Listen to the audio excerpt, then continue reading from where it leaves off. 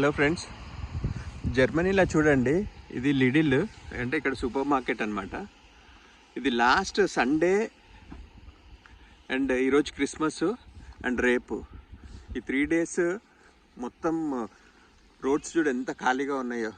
German main city, జర్మన్లో capital city Berlin. ఇది main road చూడండి ఎంత ఖాళీగా ఉన్నాయో.